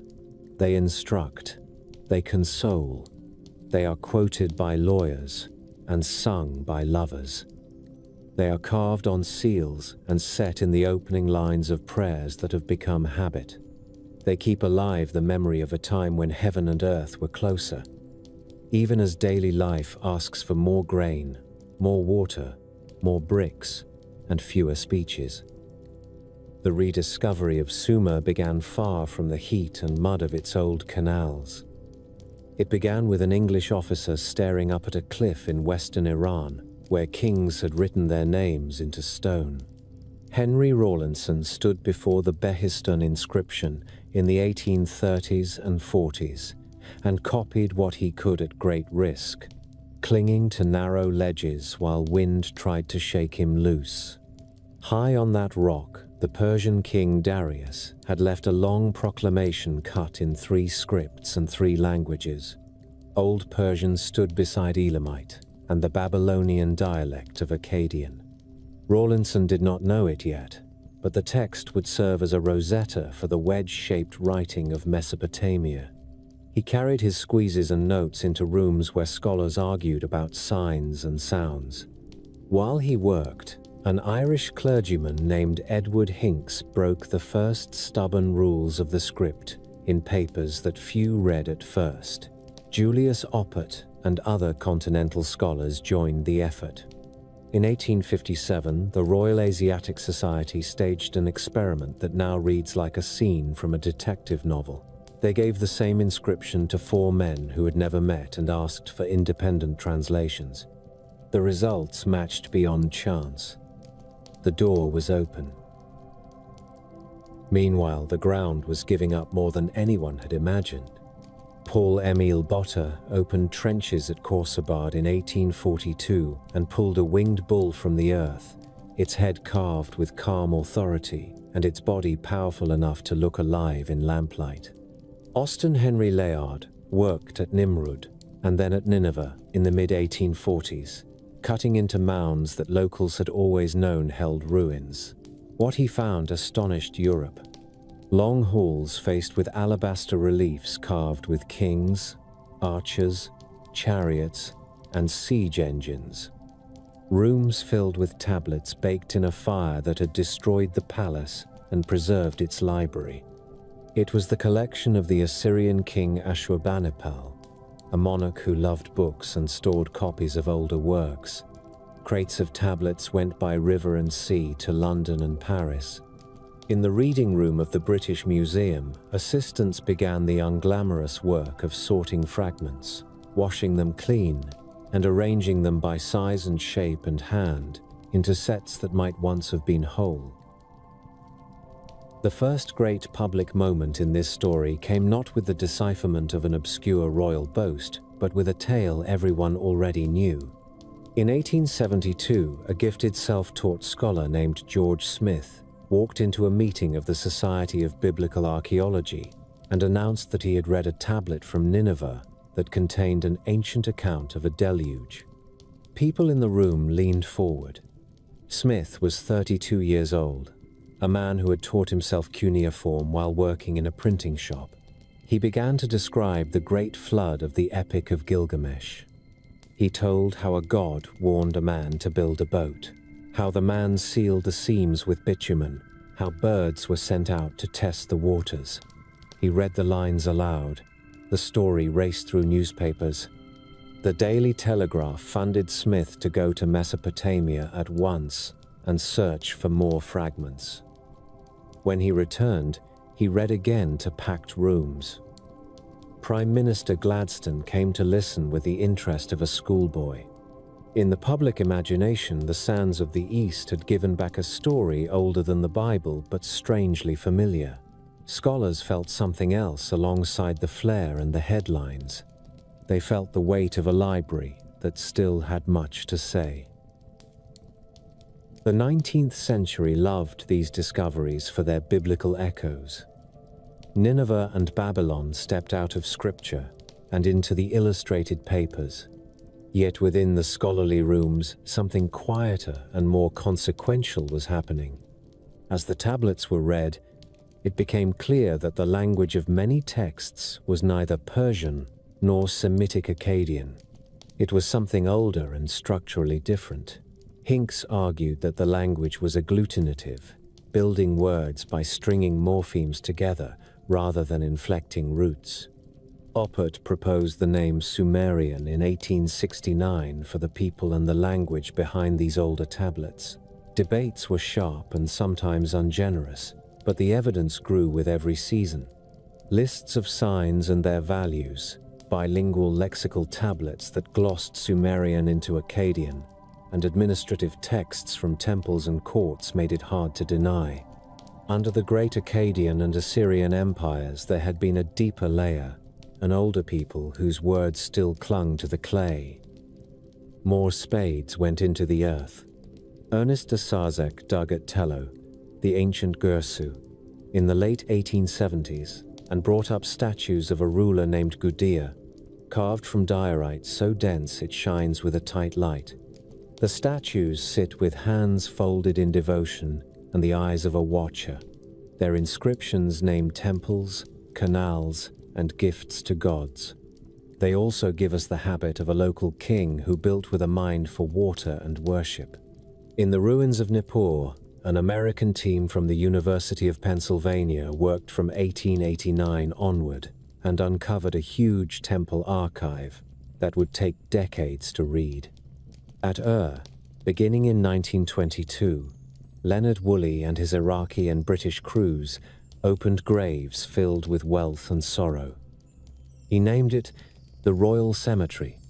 In one tomb, a queen named Puabi lay on a bier of wood and gold, her hair dressed with leaves of gold and lapis rosettes, while retainers lay where they had fallen after drinking a strong draught prepared for the journey. Among the treasures was a box now called the Standard of its inlay showing peace on one side and war on the other. Libation cups, lyres with bull heads, chariots, tools, and personal ornaments filled out a picture of a court that loved sound and display. Clay tablets poured into museums faster than they could be catalogued. Administrative records outnumbered literary works by a wide margin, as they do in any bureaucracy. They listed barley rations for teams of workers, consignments of wool, allotments of fish to temple kitchens, and fines levied for theft and injury. They named officials, witnesses, and judges. They told the exact measures of bricks for a wall, or the daily count of sheep in a temple flock. They established that Sumer was a machine of memory. Alongside them, the more delicate tablets of myth and hymns slowly formed into readable texts. The world first met Gilgamesh in Akkadian through Smith, but scholars like Samuel Noah Kramer and Thorkild Jacobson in the 20th century gave voice to Sumerian poems that stood behind the later retellings. The Descent of Inanna, the hymn cycles to Enlil and to Enki, the list of kings that begins with the sentence about a heavenly gift and that steps into recorded time with the calm of an experienced court clerk. The technique of reading improved as the corpus grew. Early copies of tablets gave way to photographs and hand drawings that could be compared across collections. Scholars learned the hands of individual scribes, as one learns the hand of a medieval monk. A broken tablet in London matched a fragment in Istanbul. A line restored in Paris made sense of a gap in Philadelphia. The work is patient and cumulative and often lonely. Sometimes a single new sign makes it possible to understand a whole genre. The lexical lists, strange as they are to a casual reader, became gold for linguists. They reveal how Sumerians grouped plants and animals, how they measured land and time, how they named tools and body parts, and how they imagined the heavens. The sexagesimal system of counting appears on school tablets in problems that still look familiar. If a field has such and such a length and such a breadth, How many workers to harvest in so many days? The students who copied these lines make mistakes that today bring a smile of recognition. The alien question did not stand at the trench side in the 19th century. Victorians brought other myths with them into the ruins. They brought a confidence that ancient wisdom would confirm scripture. They brought a taste for grand moral narratives in which empires rise for a purpose and fall when they betray it. Yet even then, some minds looked at the figures on reliefs with a different curiosity. The winged beings in Assyrian halls carried cones and buckets. Their hair and beards were arranged in complicated tiers. To a Victorian, these were angels of a distant past, guardians of a tree of life. To a later viewer raised on rockets, the same figures sometimes looked like men in suits and helmets, holding devices that puzzled the eye. The old stones were getting ready for the new age of speculation, even as the first serious grammars of Sumerian and Akkadian were being written. By the middle of the 20th century, there were hundreds of thousands of tablets in world museums, most of them unedited and unread. Regional unrest and the normal limits of budgets slowed work that had already stretched for generations. New tools promised relief. Catalogues on paper gave way to photographs and then to digital scans. Concordances and online text corpora allowed a scholar in Chicago to search for a rare verb across the collections of Berlin, Baghdad, and London. A poet in Jerusalem could read a Sumerian hymn in transliteration and watch the old words shape a new poem in her own language. The material began to speak to more than a circle of specialists. It spoke to anyone who wanted to listen. The most dramatic returns of the modern period do not always come from a royal tomb or a spectacular relief. They come from a join that takes place in a quiet office. A scholar notices that a broken line on a tablet from Nippur completes a proverb on a fragment in Oxford, and that both illuminate a passage in a long myth that has puzzled readers for decades. A student realizes that a humble lexical list holds the key to a rare term for a cult object in a ritual. The patient labor of a century continues in this way, line by line, as if the ancient scribes had designed the puzzles on purpose to sustain the attention of posterity. While the careful work went on, popular imagination was preparing its own path into Mesopotamia. In the years after the moon landings, with television beaming images of rockets and planets into living rooms, the public appetite for contact stories grew. Old myths that spoke of gods who came from the sky were read with new eyes. A Swiss hotelier named Erich von Däniken proposed that ancient visitors had sparked the great cultures of the world. A businessman and autodidact named Zechariah Sitchin turned his attention to Mesopotamian texts and offered a story of a wandering planet and powerful beings called Anunnaki, who mined gold and made people to work their claims. Those developments belong to the next chapter of our story, but the bridge between archive and speculation was built in these decades. It was built by the irresistible romance of clay that could speak after 4,000 years, and by the modern habit of seeing technology in every symbol that points upward. A thin paperback arrived in European bookshops in the year before men first looked back at Earth from the moon. Its cover promised that the gods of old had come from the stars, and its author, a Swiss hotelier with an adventurous streak, asked questions that polite scholars had learned to avoid. The title was a challenge wrapped as a riddle, Chariots of the Gods. It could not have found a more receptive moment. The space age had placed rockets on the evening news and astronauts on classroom walls. The modern world was suddenly full of images that earlier generations would have called mythic. White-suited figures floated above a blue planet. Machines landed on strange soil and talked back to us across a vacuum. Against that background, The idea that the first teachers of civilization had stepped from a craft instead of a cloud felt less like fantasy and more like a daring translation. Erich von Däniken wrote as a collector of puzzles. He did not linger over pottery typologies or careful sequences of settlement layers. He juxtaposed photographs and tales, giant lines etched into the desert of Peru that a pilot could grasp with a single look, monumental stones at the shores of Lake Titicaca, a carved lid from a Maya tomb that seemed to show a figure bent over a control panel, reliefs in Egypt that modern eyes thought looked electrical, and everywhere myths that said the gods had descended to teach and to rule. The method was to gather wonder and to ask a leading question. Could it be that these were memories of contact? Critics protested that such questions erased the ingenuity of ancient human beings and replaced it with a narrative that did not respect local knowledge. Yet on kitchen tables and in dormitories, the questions spread. You could read his book in an afternoon and feel that the old world had cracked open. Within a few years, the flash of a hotelier gave way to the persistence of a man who promised to read the very clay of Mesopotamia with fresh eyes.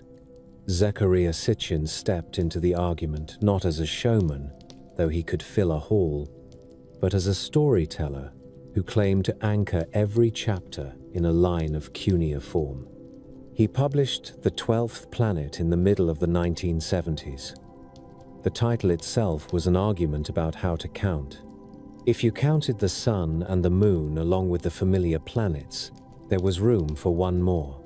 He called it Nibiru, using a word that in Akkadian texts can mean a crossing or a point of transition. He transformed that word into a roving world that moved on a long elliptical path, returning to the inner solar system every 36 centuries. From that premise, he built a history that set Sumer on a stage far larger than the alluvial plain. According to Sitchin, the Anunnaki were not remote spirits but flesh and blood travelers who came for a practical reason. Their atmosphere had been damaged. They needed gold to repair it. They found traces of the precious metal in Earth and began to mine, first with their own hands, and then by altering a local hominid to create a worker who could bear the toil. He cast Enki as the engineer and Enlil as the stern administrator. He placed their first bases in the south where the marshes meet the sea. He gave the Ajiji the role of laborers who mutinied on canal banks when the heat and the hours became intolerable. He read the flood as a real catastrophe that swept away settlements when the last ice sheets broke and seas rose. And he wrote that the Anunnaki took refuge in craft while waiting for the waters to fall. They then returned to teach the survivors a compressed course in agriculture and city life. He found in the king list a memory of rule that stretched into a first age, and in the long spans of antediluvian reigns, a hint of biology different from our own. Sitchin presented small artifacts as if they were footnotes that could fix a daring thesis to the table. A Mesopotamian cylinder seal known in museums as VA 243, he said, showed the sun in the center and a correct count of planets around it, including one more than we know today, nodding to the existence of Nibiru. He took words that scholars translate as divine emblems or elevated platforms and made them into landing pads, control rooms, and shining vehicles. He pointed to the temple named Duran Ki and called it the bond of heaven and earth, as if it were a literal tether between a base and a craft in the sky. He noted that the sign for a god includes a star and pressed the new meaning hard. He linked the Nephilim of the Hebrew scriptures to the Anunnaki and said that the sons of heaven who took wives among the daughters of men were not metaphors at all. The appeal of this story was its scope. It did not only interpret a line of myth here or a mysterious seal there. It offered a complete chronology. It claimed to explain the suddenness of the Sumerian explosion, the engineering flair of later builders, and even the deep anxieties that flood tales carry around the world. The tone was confident. Where academics hesitate, he declared. Where a phrase might carry three meanings, he fixed one. And it always pointed upward. His books sold in healthy numbers, and they found a long life in second-hand shops and in personal libraries lined with paperbacks that promised lost continents and secret histories.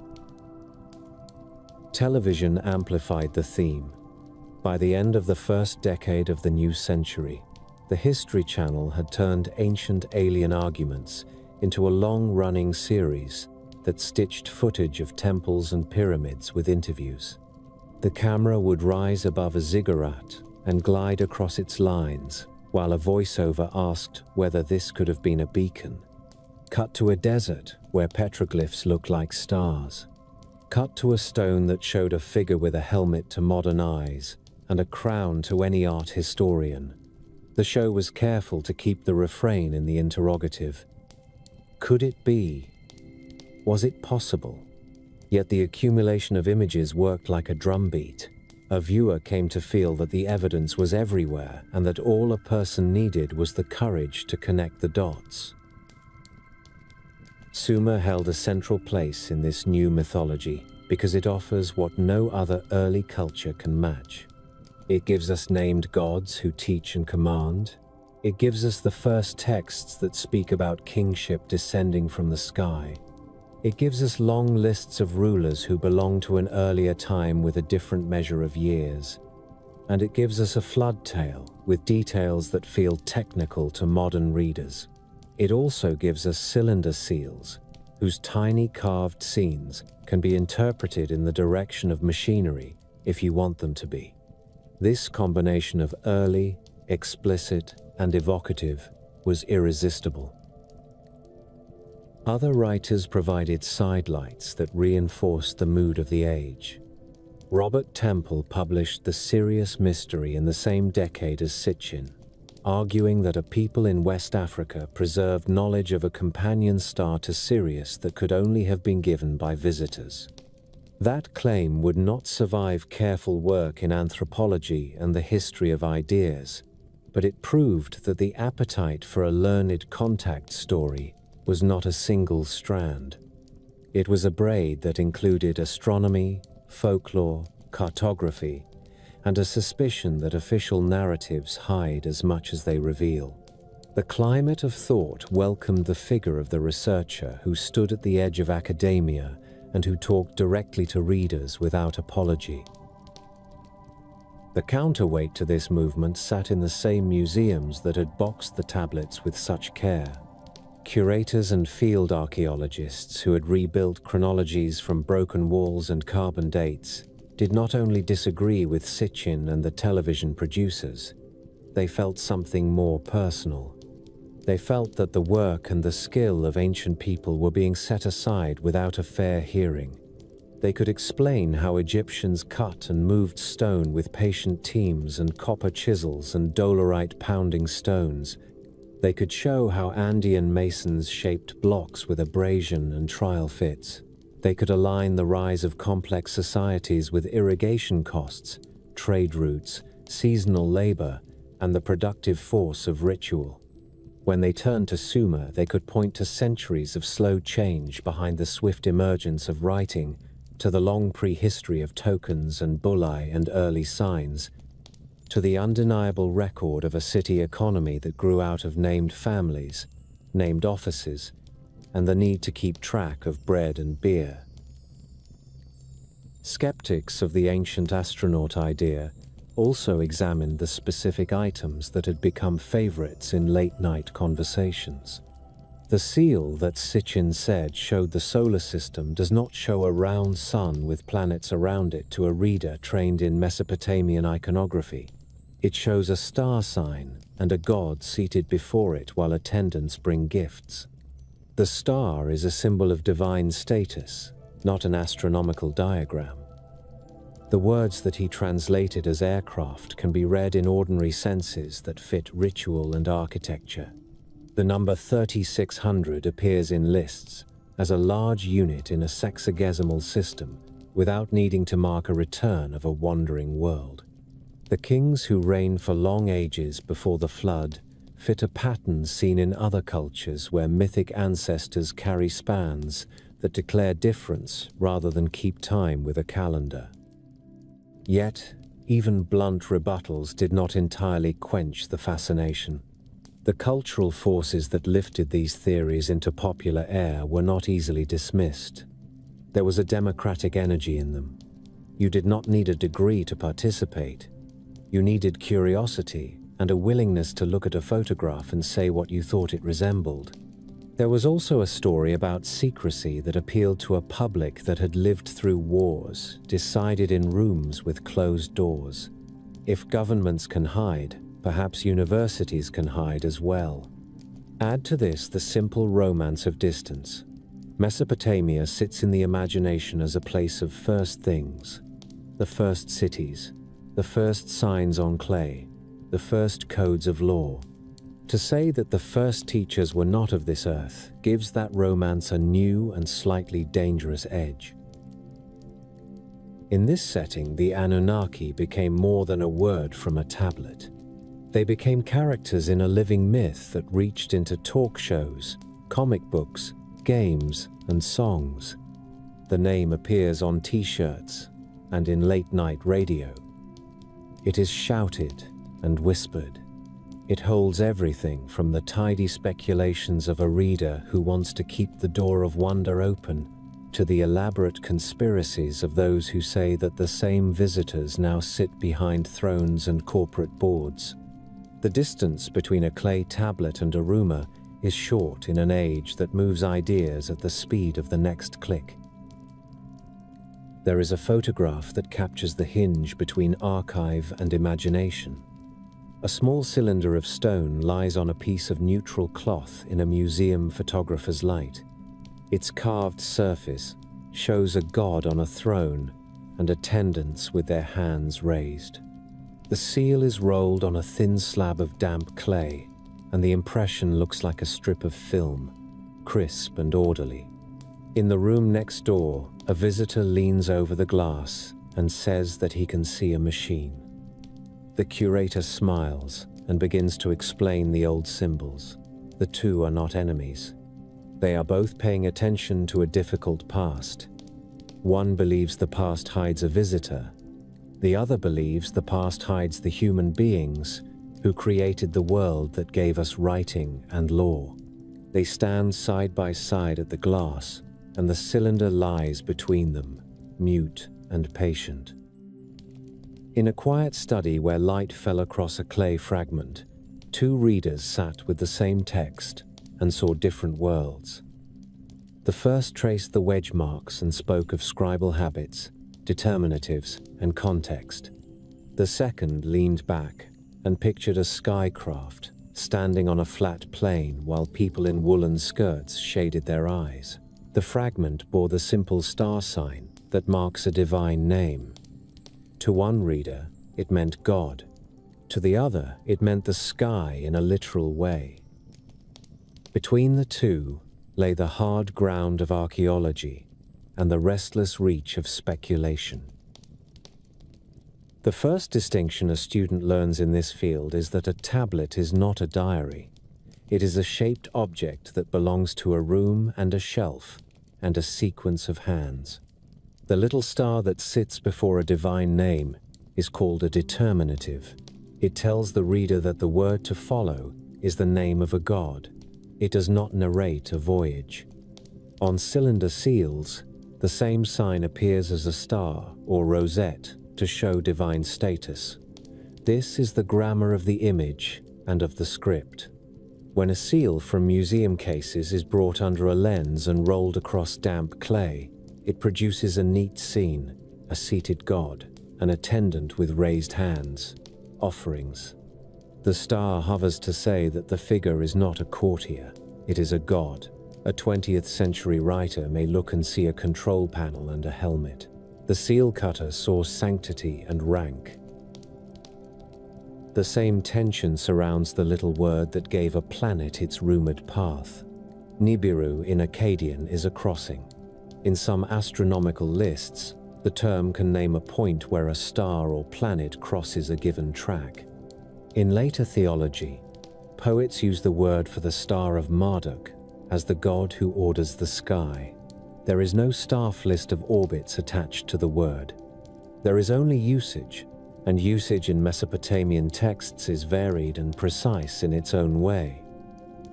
A number that recurs in sexagesimal arithmetic also sits at the center of a popular theory.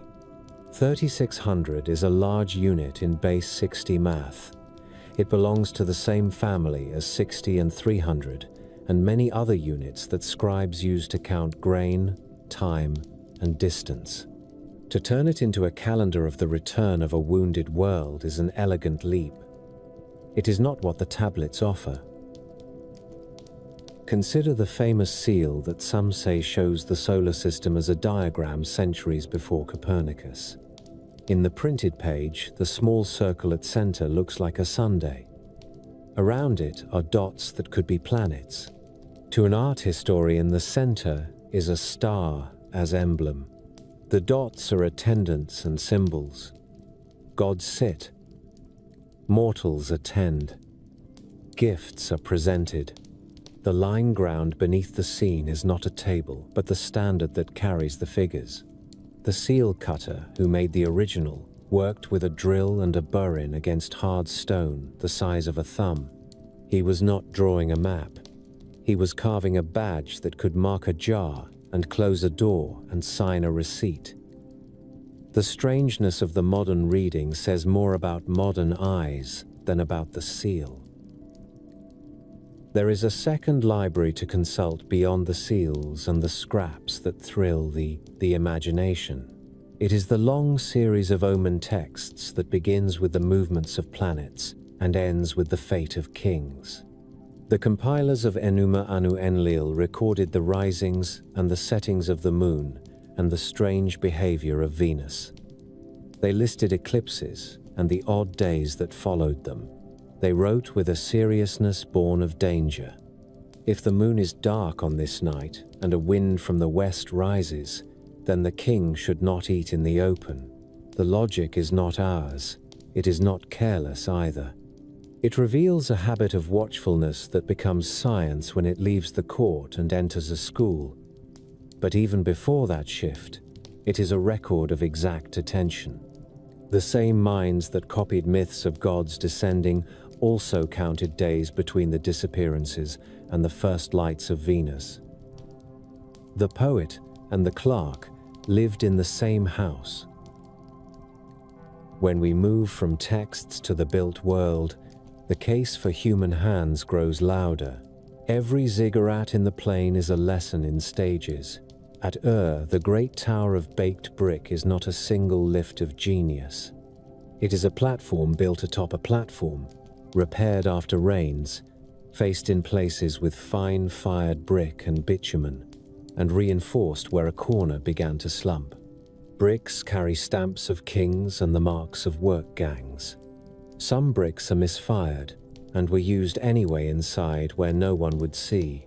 To mist a mud brick wall lightly with water shows the old lines of repair. This is not the signature of a technology beyond the time. It is the history of patient work made by bodies and guided by a geometry that can be taught with a rope and a peg. The logistics of construction tell their own story. Timber for beams did not grow in the marsh. It came by boat from higher lands to the north, or by caravan from far places. Stones for thresholds came from the same routes. The number of assumptions required to credit an outside intelligence with all of this rises quickly. The artifacts say that people could organize seasonal labor, could calculate weights and measures, could load and unload in quantity, and could handle the slow disasters of salt and subsidence with repairs. The greater wonder is how much a city could do with so little metal and no cranes. In the vault of a museum, there is a copper tool with a handle worn smooth by years of use. In a case nearby sits a drill bit chipped from flint. They do not look like gifts from a ship. They look like the leftovers of a hard day. The comparative record supports this ordinary truth. When we find stones in the Indus that look like Sumerian seals, there is trade. When we find Akkadian names written in Hittite documents, there is diplomacy. When we find breakdowns in irrigation systems recorded in local accounts, there is drought and human error. The work of the ancient astronaut advocate is to pick a single object and push it out of this network and call it anomalous. The work of the historian is to pull it back into the web where its neighbors explain it. The old creation text that says the gods mixed clay with divine essence to make humans is an example of how myth can be both striking and domestic. The name of the sacrificed god in one version of the tale means intelligence. That detail speaks to a truth about the human brain that no one in Sumer could test in a lab, but that everyone felt in the street. We are the creature that knows. The blood of intelligence runs in our clay. There are published claims that such a line must be a fossil memory of genetic engineering.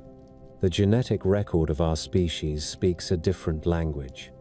It tells of splits and merges across many thousands of years, of migrations that left signatures in bones, of slow change shaped by bottlenecks and diets and disease. The agricultural revolution in the Near East left traces in grains and teeth. The change is visible in domesticated wheat and in the jaws of people who ate more porridge than their hunter ancestors. What it does not show is a sudden graft that coincides with a story on a tablet. There are objects that draw special attention and that invite electric claims. The jar with a copper cylinder and an iron rod found near Baghdad is not Sumerian and may not be a battery at all. The relief in an Egyptian temple that looks like a bulb to a viewer raised on electric light is more likely a lotus and a serpent in ritual garb. These are not Mesopotamian examples, yet they travel through the same conversations and serve the same purpose. They let a reader feel that all ancient cultures have left the same coded message. When we return to Sumer and sit with the tablets that speak of loans, barley, and brick quotas, the code dissolves into the noise of ordinary life. The oldest complaint against the ancient astronaut story is not pedantic, it is moral. It says that to credit strangers from the sky with the invention of writing, irrigation, and law is to deny the labor and the minds of the people who lived along these rivers. There is truth in that. It is also fair to say that the love of contact stories grows from a deep place in the human mind.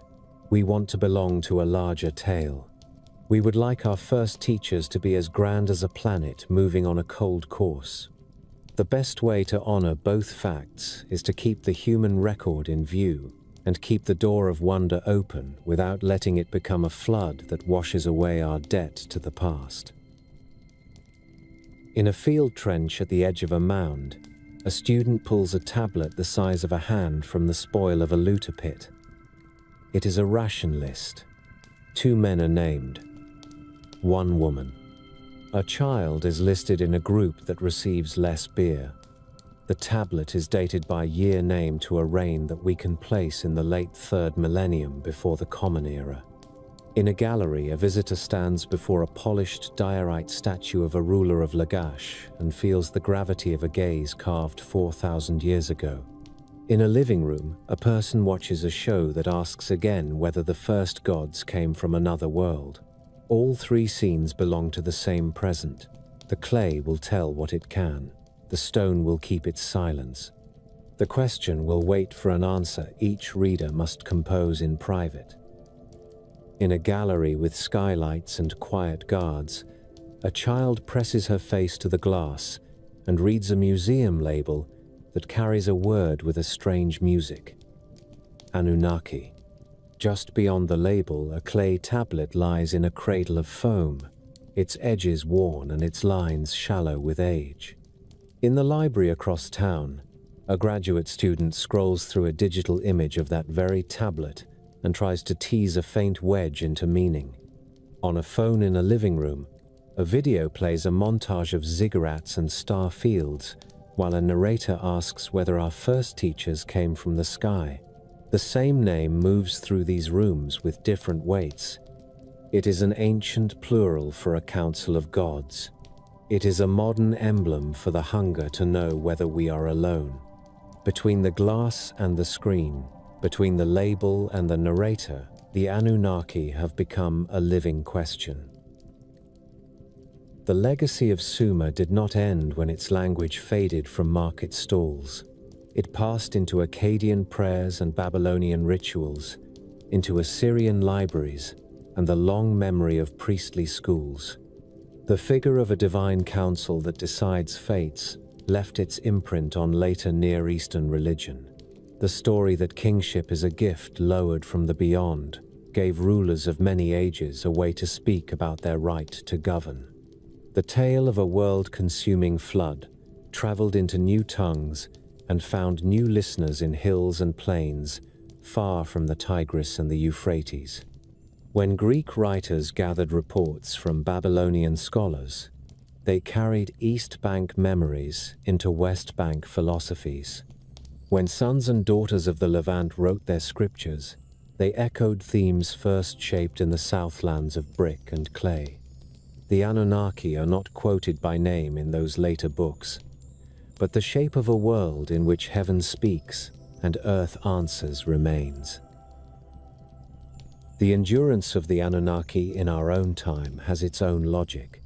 The 20th century ended with photographs of Earth floating in blackness and with electronic whispers from probes that have now moved beyond the sphere where the sun dominates. The next decades brought news that planets circle other stars in numbers that defy the imagination of an age that learned astronomy with printed charts. Serious laboratories built instruments to sniff at the air of far worlds for gases that only life seems to make. Quiet arrays listened for deliberate signals and found only the song of nature. The more we learned, the more the scale of our solitude pressed on thought. A story that says, long ago, beings crossed the emptiness and taught us to build and to count and to sing, was bound to find new strength in such a climate. It promised that we belong to a larger community, that our first city was not only an accident, and that the pattern of stars holds the memory of friendship. Museums and storerooms continue to shape this myth because they continue to produce surprise. The number of surviving tablets from Mesopotamia is counted in hundreds of thousands. Many were dug by method. Many were torn from walls by thieves who sold them to fund a season of chaos. Much has been catalogued. Much remains in drawers. Scholars admit with a mix of patience and urgency that more than a lifetime of reading lies ahead. Each year, a fragment joins another across institutions. A word is reread. A line in a hymn takes on a new shade. A school text clarifies a term in an omen list. A ledger adds a season to a chronology. The work is slow, and it is real. The glint of the unknown is not an illusion. It invites a listener to ask what else might be revealed. When that listener is already inclined to see starcraft in a symbol, the invitation becomes an open door. The legacy also lives in places that are not quiet at all. It lives in the wind that moves over the ruins of Ur, where visitors climb the stairs of the ziggurat and look out across a plain that seems to breathe sunlight. It lives in the hands of Iraqi archaeologists who are rebuilding walls and training students a short drive from sites that still bear scars of looting. It lives in storage rooms where curators document objects for return to the country where they were made. It lives in the politics of law that describe what was taken when and what will go back and how. It lives in classrooms where children draw cuneiform on paper and pretend the printer marks are clay. Even people who will never read a line of Sumerian can feel the tug of a first civilization when they stand in those places, or hold those replicas. The Anunnaki become a shorthand for the deep past of a region that the present often knows through headlines and fear. The modern story of the Anunnaki is not a single narrative, but a field of overlapping tales. Some retell Sumerian myths with sympathy and without apology for the presence of gods. Some integrate scholarly translations and attempt to honor the voice of the texts while admitting a taste for wonder. Some step into allegory and read the Anunnaki as a figure for forces that shape history from above, which may be empires in disguise or markets with their own demands.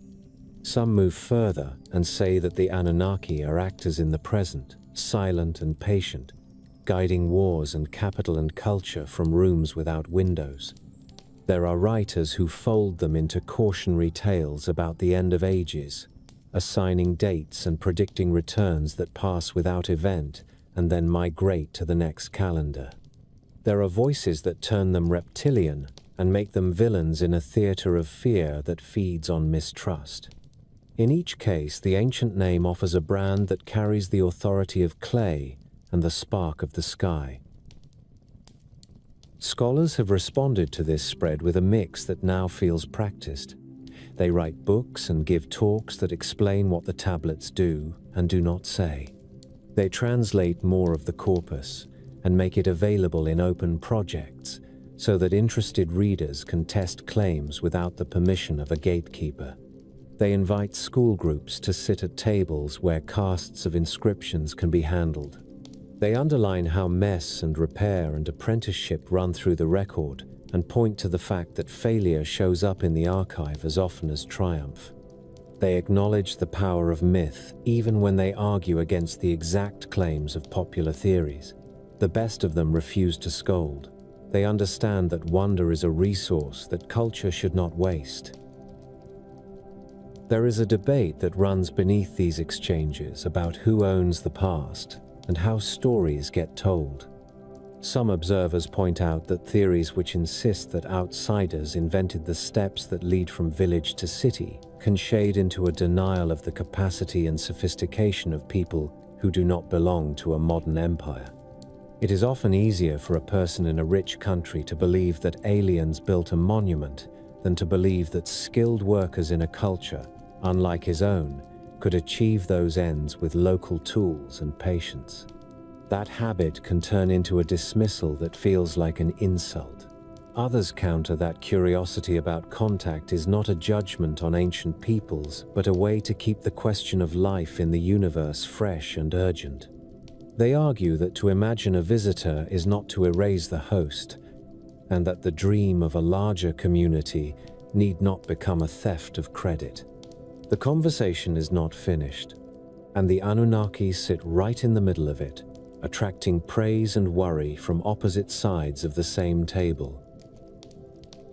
The legacy winds through art and song as well. Graphic novels set in imagined Mesopotamia's conjure cities where gods walk as neighbors and where the line between temple and starport is thin on purpose. Musicians borrow the name to add an electric charge to a lyric about power and origin. Game designers build levels that climb a ziggurat and hide a chamber at its summit where a decision must be made about whom to trust. Theater companies stage translations of ancient hymns with new music and call the project a festival of first voices. None of these owe their existence to scholarly agreement. They owe their existence to the fact that the raw material is powerful and the name sings. In the laboratory, the legacy takes another form. Linguists build software that learns the strokes of cuneiform and flags, possible joins in fragments that have sat apart for a century. Conservators use light beyond the visible spectrum to read letters that the eye cannot see on the surface of a tablet. Geologists take samples from bricks and identify clays that point to particular pits and workshops. Remote sensing reveals telltale rises and depressions that mark city walls and canals beneath farm fields. Archaeologists who return to sites first explored in the 19th and early 20th centuries bring instruments that can map a buried street without touching a spade to soil. Some of these tools serve the Anunnaki story directly by making more of the original record available. Some serve it indirectly by reducing the need to dig and the opportunities for objects to disappear into hands that will vanish them for private sale. The risk to this legacy is plain. Every time conflict flares, looters move. They cut raw rectangles into mounds and throw up the earth with shovels, while a partner points a cell phone light into the hole. Tablets enter the market with no context and travel a chain of hands in which every link is a memory loss. A tablet without an archaeological address is a voice without a street or a door. It can still speak. It cannot tell you who stood nearby when it was buried, or what wall it fell from, or what jar it sealed. That loss feeds theories that prefer context-free objects. A seal that lies stripped of its room is easier to imagine as a schematic for a machine. A tablet that lists rations is quieter when it is severed from the basket of tablets kept beside it, the tags that marked its shelf, and the bricks of the room where a clerk once wiped his hands before he reached for it. The benefit to the legacy is also plain. The more the record is read aloud, the less it can be bent without protest. When a reader sees that a flood story describes a boat built of wood and reed and sealed with bitumen, and when that detail brings to mind the scent of a tar pit near a canal, the story begins to stand on its own feet. When a reader learns that a god can be angry at noise, and that a wise god can find a way to save life without defying the council openly, the imagination returns to the logic of the myth. This does not kill wonder. It moves wonder closer to the people who told the story first. It lets the modern mind understand how a woman in could feel about the moon as a god with a house in her city, and about Venus as a presence that comes and goes with a rhythm that sings. It lets the modern mind hear why a royal inscription that dates itself by naming a canal matters. It lets the modern mind see that a statue carried away is not a trinket but the heart of a neighborhood. The Anunnaki, in this light, are not a problem to solve, but a sign to follow. They point to the human need to put a face on power and to give the unknown a name that can be spoken and bargained with. They point to the way a community builds a world of obligations and gifts, of bread owed and beer promised, of canals to keep and walls to mend, and explains that world to itself with stories that place the city inside a cosmos where justice is not an illusion. They also point to the modern need to attach our story to a larger arc. We want to look up and see not only stars that burn and die, but neighbors who once put down their machines and taught us to count. On some nights in the south, the sky turns the color of copper at sunset, and the land settles into a silence that feels older than any wall. A visitor who stands on the steps of a ziggurat and looks out can feel both the weight of time and the lightness of wind on the face. The city that was here is gone. The stories that made its mornings are still with us. If you listen, you will hear the sound of reeds bending, the splash of a jar lowered into a canal, the soft thud of a stylus on wet clay, the murmur of a prayer that asks for mercy and water in the same breath. The Anunnaki do not appear in that silence. The name does. It carries the memory of a people who first told the world that law and love and fear and hope make sense inside a universe that notices us. It carries the wish that our teachers might yet return, not to rule, but to share a sky that is large enough for all who look up.